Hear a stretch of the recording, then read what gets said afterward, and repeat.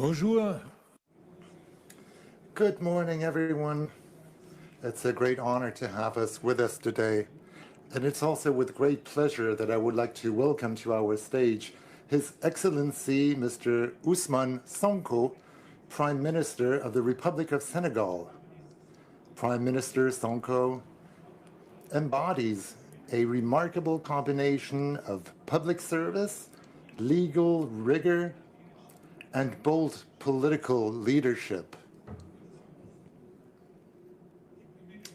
A graduate of Senegal's National School of Administration, he has long been committed to building institutions rooted in transparency and accountability.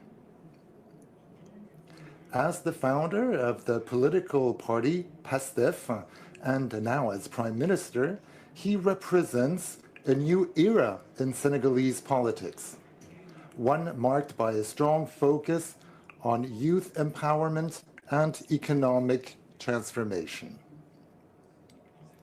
In a constantly evolving global context, Senegal is pursuing an ambitious reform agenda centered on resilience in the face of environmental and social challenges, education, skills development, digital transformation, without forgetting job creation, especially for young people, because we know that they make up a majority of the population in Senegal.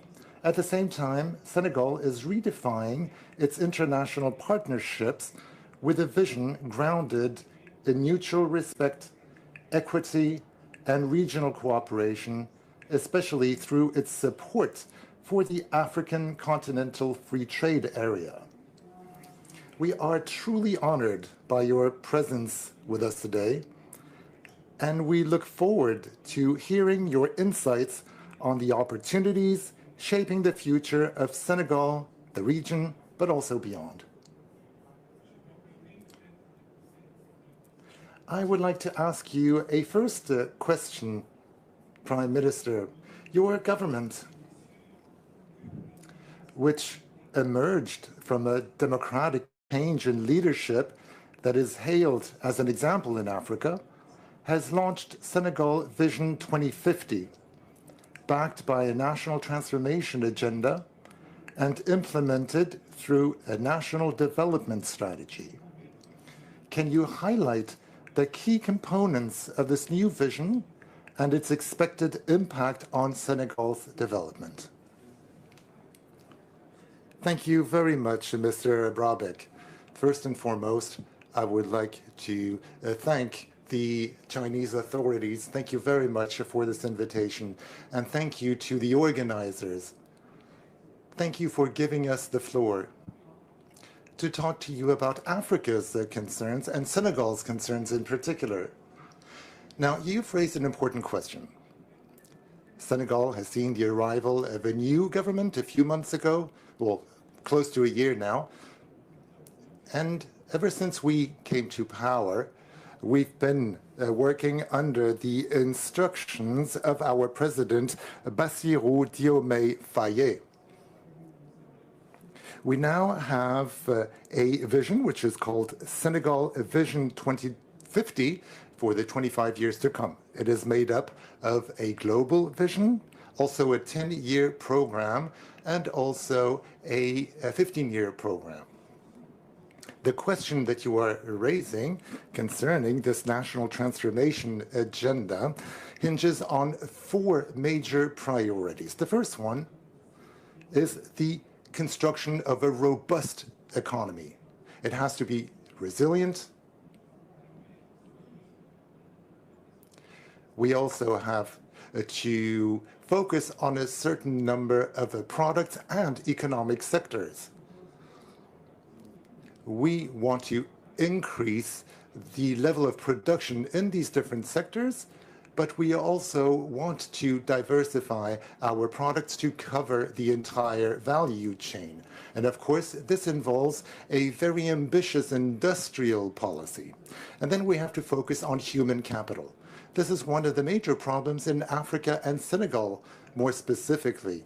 Now, we have high-quality human resources, generally speaking, but we know that there are some countries that have developed more than others by focusing on human resources without having access to a lot of natural resources.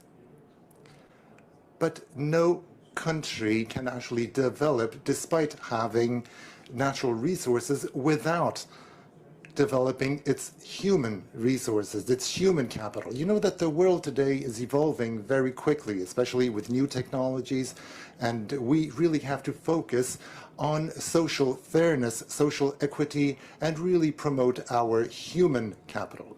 The third priority has to do with our reform program, with an urbanization package, and we will focus on 8 priorities in this area.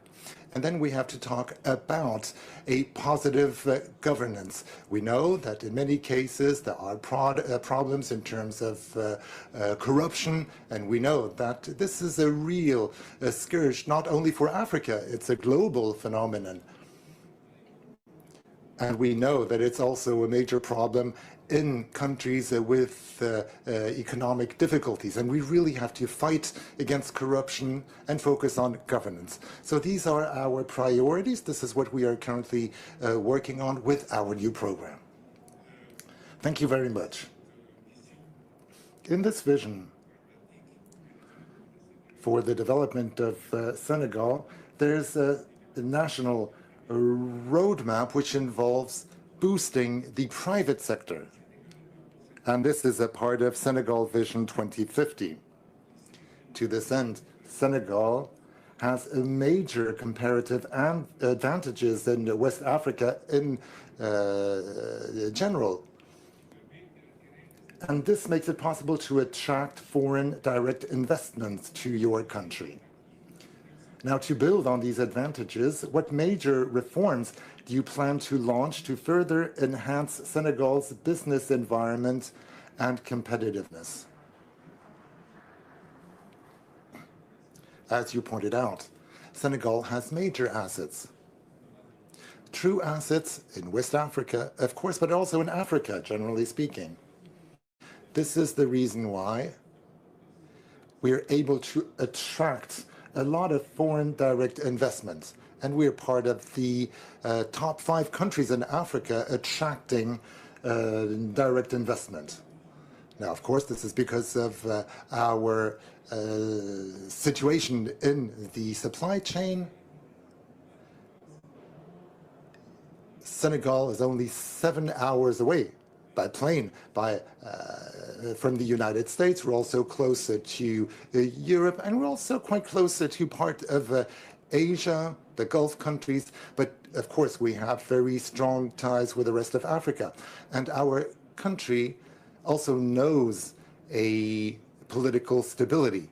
We've never had any political coup with non-democratic tools. And we've always had a democratic transition, so very strong political stability. Also, safety and security. You know that in Africa, unfortunately, there's a real crisis in terms of security. It's not the case in Senegal. We have a relatively young population, as it is often the case in Africa. And we have a population of people under 35 who make up close to 60% of the population. And of course, these are major assets. So we have tangible assets. So we know that we've discovered a lot of natural resources in Senegal. What I would like to tell investors that investing in Senegal is not something adventurous. We have major assets. In addition to what I've just mentioned, is that our country is predictable and transparent. And this is what we have to offer today. We have a stable framework. We can still further improve it. We're going to launch a reform package. We've already started with tax reforms, customs reforms. We also have to focus on the environment with reforms of the investment code, which is underway. And we're also envisaging reforming the oil and gas sector. So we have a whole reform package that will support Senegal Vision 2050, because we want to make Senegal even more attractive. We want to help our investors. We're waiting for them. We're ready to welcome them. And we know that there are a lot of new investors who are considering investing in Senegal, and we would like to greet them with open arms. You know that the market is not limited to Senegal. It's a much wider market. Senegal is part of West Africa. You know that you will have access to a market of 400 million people, especially through ECOWAS, the Economic Community of West African States. So this is extremely important for foreign investors. Thank you very much. Now, these reforms are extremely important. This is what you call virtuous governance. This is something that you are trying to further strengthen. And we know that you have a lot of advantages, a very stable environment. But we shouldn't forget about demographics. You know that the young people guarantee an access to a very wide market. And then you have a lot of advantages from a geographical point of view. From Dakar to the Middle East, it only takes 7 hours to fly to Latin America. So from a geographical point of view, you have a lot to offer. If you consider the current situation with these reform packages, what are the challenges that your government are currently facing in implementing Senegal's national transformation agenda? What are the main stumbling blocks or the main challenges? What is your perception?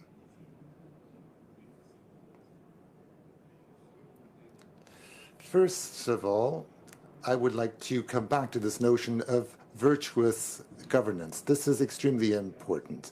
And those of you who followed our political struggle, the political struggle of our party with the president, myself, and our entire team, you know that this has always been our one priority: governance, positive governance. And we're currently implementing a certain number of measures, because we have to hold former politicians accountable. And we also have to focus on our own responsibility to make sure that some things will not repeat in Senegal today.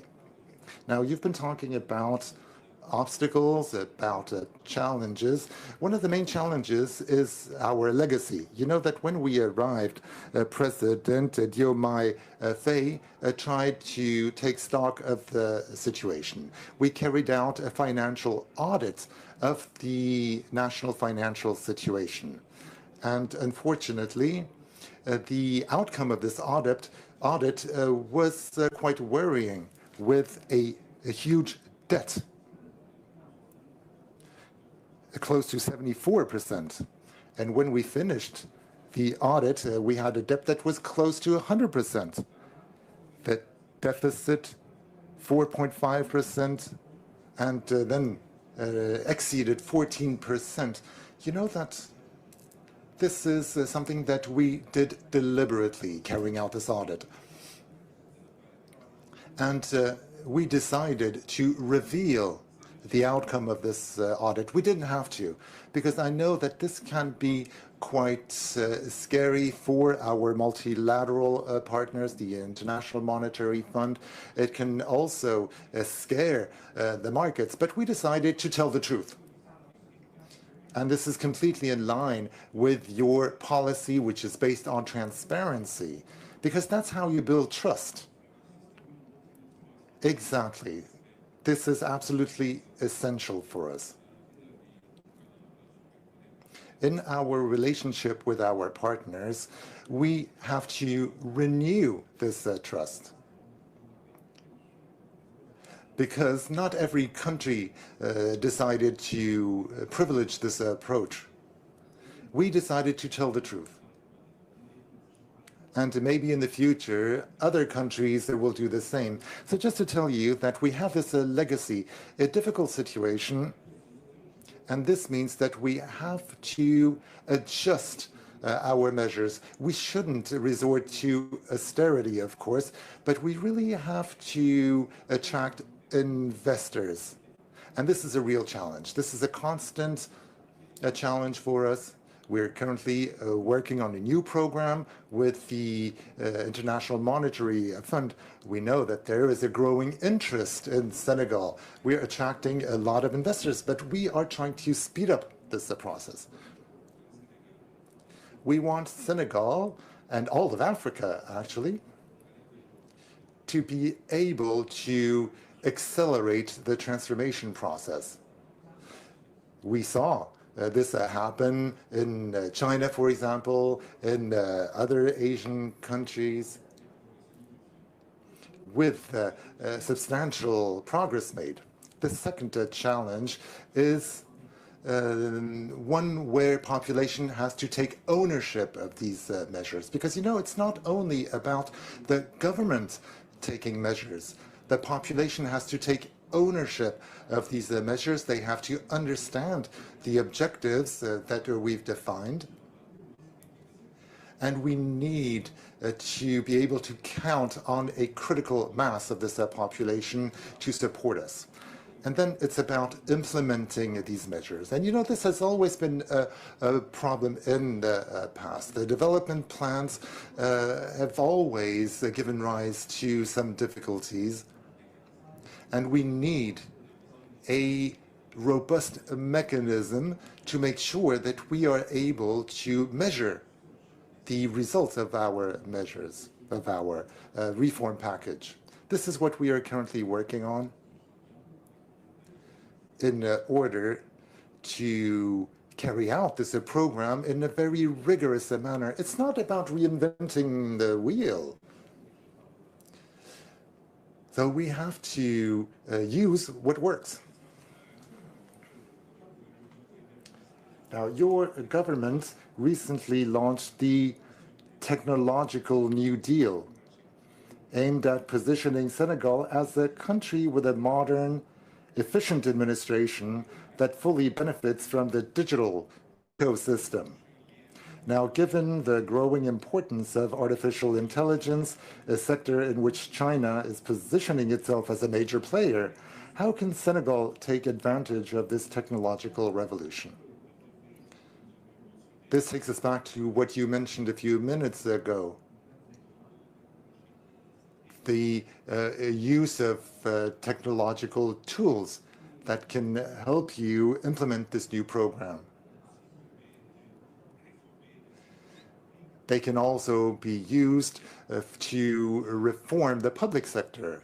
And maybe these tools can also help you fight against corruption, as you rightly pointed out, and focus on transparency, because we know that these are the benefits of these new technological tools, if they are used wisely. New technologies. You know that whenever you talk about development strategies, it's always a priority, whether you're talking about developed countries or developing countries. And we know that there are many different applications. Now, you talked about one possibility, for example, supporting the reform package. We can actually use the digital tools, but economy as a whole can also benefit from this. We can apply these tools to different sectors, for example, the health sector, agriculture. We know that there are huge possibilities, and the digital sector today is absolutely pivotal. With me here, I have the minister in charge of the digital transformation in Senegal, and we have a very ambitious program focusing on a certain number of priorities. First of all, we want to strengthen the cloud technology. But we also have to boost our computing power. But the notion of sovereignty is extremely important, because in Senegal, we have to understand who manages our data, who manages our data centers. You know that Africa hosts 1.3% of global data centers. So the notion of sovereignty is absolutely key. And then the data, information. We have to invest in AI, in artificial intelligence. We have to use new tools, but we have to define a framework, especially to help startup companies that involve a lot of young people, because we want this to boost our economy. The third priority has to do with applications. We talked about this a minute ago. There are many applications in the field of health, in the field of agriculture, in the field of education as well. Now, we were talking about human capital. This is extremely important. And then the last priority has to do with strategic partnerships. We are in contact with a lot of strategic partners. We've been able to visit the headquarters of Alibaba, and we know that these are major players, especially in the field of artificial intelligence, new technologies, and such strategic partnerships will help us benefit from the experience gathered in more advanced countries. So this is extremely important for us, and we would like to invite all our partners to further this collaboration. Now, when talking about comparative advantages, we know that the infrastructure in Senegal is a huge asset, a huge comparative advantage if you compare this with neighboring countries, for example. I think that Senegal has a major advantage. Can you tell us a little bit more about your digital infrastructure? Are you also ahead of your neighbors in this field?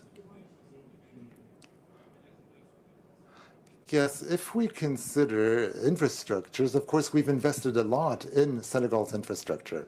But we consider that there are so many things that to do. And if we consider our Senegal Vision 2050, we have a very ambitious investment program focusing on infrastructure that grants access to major production sites, whether land access, or sea access, or rail access.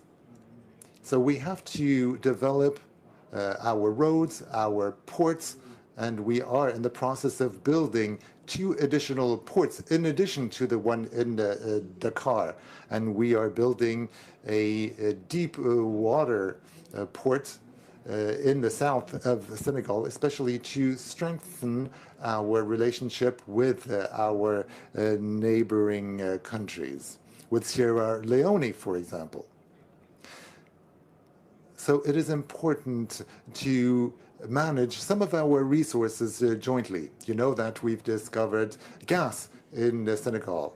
We have a lot of iron in Senegal, and we need to pool our efforts, especially in the way that we actually use and transform these raw materials. And we have to work together. We have to create true corridors to be able to cross the borders and serve all of West Africa. We also have to focus on our airports. So we have a program to strengthen our regional airports, and we want to go even further. We want to develop land, air, transportation. And we have to go beyond Senegal because we need to develop a regional approach in the field of transportation. So Senegal can act as a hub. And it is exactly the same for our digital infrastructure. Now, Senegal is ahead of its neighboring countries. For example, we have a national company, the National Telecom Company. It's present in many countries. Sierra Leone, for example, it's also present in Mali, in Guinea. So we are in ahead of these countries, but we are lagging behind other developed countries, and we have to catch up. So time is flying. Unfortunately, I have one last question. Prime Minister, in light of the current geopolitical context marked by intensifying conflicts, including in Africa, climate change, now breaches of WTO rules and multilateralism, as well as global governance system shaped by a post-World War II order, how do you view Africa's development process, which is lagging behind structurally despite the continent's wealth and its comparative advantages in terms of natural resources and demographics?